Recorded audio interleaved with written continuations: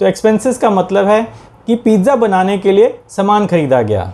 सामान कैसा? जैसे कि मैदा खरीदा गया, नमक खरीदा गया, प्याज खरीदा गया, टमाटर खरीदा गया, आलू खरीदा गया। अब आप बोलेंगे पिज़्ज़ा में कोई आलू डालता है? तो ये तो मुझे पता नहीं है, ये कुकिंग का चैनल नहीं है। यहाँ तो हम सिर्फ अर्निंग्स को समझ रहे हैं। नमस्ते दोस्तों, मैं प्रवीण मलिक अपने इस YouTube चैनल पे आपका स्वागत करता हूँ। आज फ्राइडे का दिन है। आज के दिन फ्राइडे फंडा में हम एक नए विषय पे बात करेंगे। हम अर्निंग्स पे बात करेंगे, प्रॉफिट पे बात करेंगे। पिछले सप्ताह हमने फ्राइडे फंडा पे EPS या अर्निंग पर शेयर पे बात करी थी। तो कुछ लोगों का कमेंट आया कि आपने अर्निंग पर शेयर तो बता दी, लेकिन अर्निंग्स क्या होती हैं? तो आज हम अर्निंग्स या प्रॉफिट पे ही चर्चा करेंगे। अगर आप मेरा पिछला वीडियो देखना चाहते हैं और ये समझना चाहते हैं कि EPS क्या होता है, तो मैंने उसका लिंक ऊपर छोड़ दिया है, तो आप वो क्लिक करके देख सकते हैं। तो हम अर्निंग्स को एक उदाहरण के साथ रोचक तरीके से आसान भाषा में समझ लेंगे। तो चलिए चलते हैं और समझ लेते हैं कि अर्निंग्स क्या चीज़ होती है। तो अर्निंग्स का एक सिंपल फॉर्मूला है, earnings is equal to revenue minus expenses. तो जब आप किसी कंपनी की क्वार्टरली रिपोर्ट या एनुअल रिपोर्ट देखते हैं तो उसमें सबसे ऊपर रेवेन्यू लिखा होता है और सबसे नीचे नेट प्रॉफिट या अर्निंग्स लिखी होती हैं। तो रेवेन्यू क्योंकि सबसे ऊपर आता है, इसको हम टॉप लाइन बोलते हैं, और नेट प्रॉफिट या अर्निंग सबसे नीचे आता है तो हम इसको बॉटम लाइन बोलते हैं। तो टॉप लाइन और बॉटम लाइन। रेवेन्यू होता है हमारा सेल्स, कि कितना पैसा हमारी कंपनी के अंदर आया, और नेट प्रॉफिट या अर्निंग्स होता है हमारा लाभ, कि हमको कितना लाभ मिला। और बीच में एक्सपेंसेस रहते हैं। एक्सपेंसेस किसी भी तरह के हो सकते हैं। आपने रॉ मटेरियल खरीदा तो उस पर कितना खर्चा हुआ, आपने फैक्ट्री में बिजली यूज़ करी तो उस पर कितना खर्चा हुआ, आपने एम्प्लॉयज़ को सैलरी दी तो उस पर कितना खर्चा हुआ, और भी कई अन्य प्रकार के खर्चे हो सकते हैं। तो हम अर्निंग्स को निकालने के लिए रेवेन्यू में से एक्सपेंसेस को घटा देते हैं और हमको नेट प्रॉफिट या अर्निंग्स का आंकड़ा मिल जाता है। तो चलिए इन सबको हटा देते हैं और एक उदाहरण के साथ सरल भाषा में समझ लेते हैं। पिछले वीडियो में मैंने एक काल्पनिक कंपनी प्रवीण के पिज़्ज़ा का जिक्र किया था। हमने बोला था कि प्रवीण के पिज़्ज़ा की अर्निंग्स 1 करोड़ रुपए है।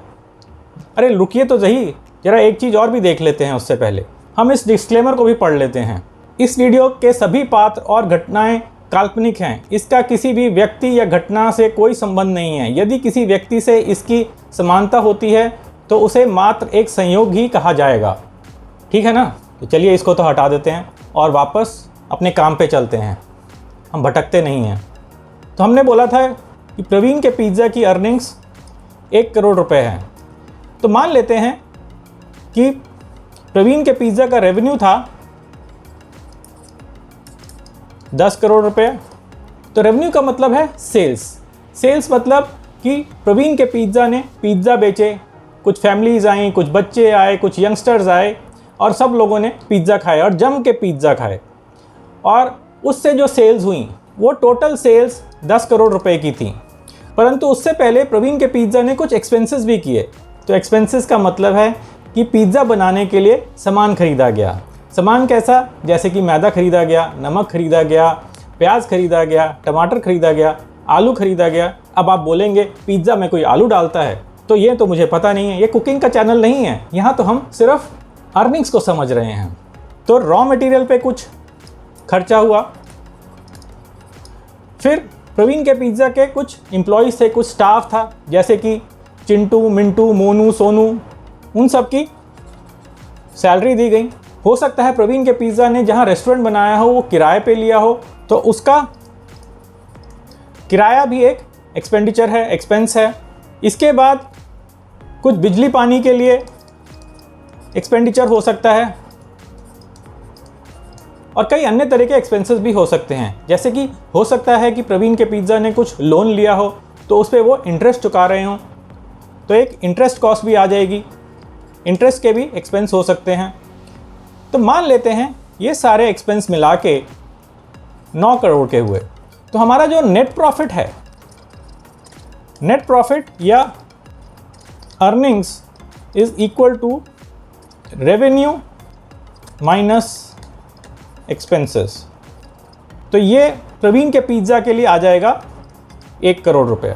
तो चलिए इसको अभी हटा देते हैं और चल के एक प्रैक्टिकल एग्जांपल देख लेते हैं।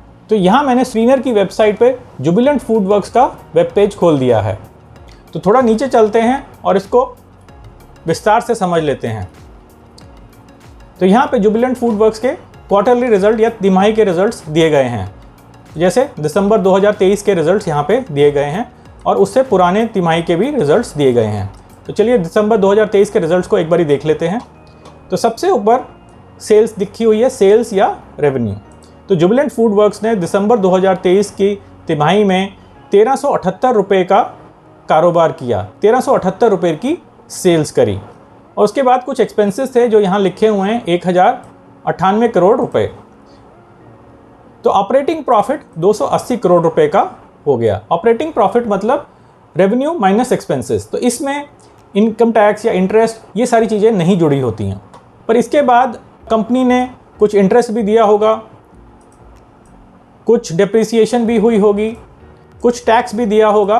तो सब कुछ जोड़ के, सारे एक्सपेंसेस जोड़ के जब हम रेवेन्यू में से एक्सपेंसेस माइनस करते हैं तो हमारे पास एक नेट प्रॉफिट आ जाता है। तो जुबिलेंट फूड वर्क्स ने 66 करोड़ का नेट प्रॉफिट किया दिसंबर क्वार्टर में। तो अगर आप देखेंगे तो कहाँ 1300 करोड़ रुपए और कहाँ 66 करोड़ रुपए। तो प्रॉफिट का परसेंटेज 10% भी नहीं है, बहुत ही कम है, बहुत ही कम। लेकिन अगर आप ऑपरेटिंग प्रॉफिट को देखेंगे तो 280 करोड़ है, जो करीब करीब 20% का है, जो एक अच्छा ऑपरेटिंग प्रॉफिट है।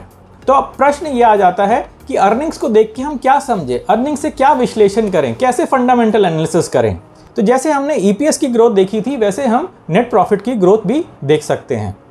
परंतु ईपीएस ग्रोथ देखना एक बेहतर चीज़ है, जैसा कि हमने पिछले वीडियो में चर्चा करी थी। पर हम नेट प्रॉफिट की ग्रोथ भी देख सकते हैं। तो यहाँ पे हर एक क्वार्टर का नेट प्रॉफिट लिखा हुआ है। तो जैसे कि दिसंबर 2020 में 124 करोड़ का नेट प्रॉफिट था, जो अब घट के 66 करोड़ रह गया है। तो 3 साल बाद प्रॉफिट घट गया है, तो ये एक अच्छी चीज़ नहीं है, करीब आधा ही रह गया है।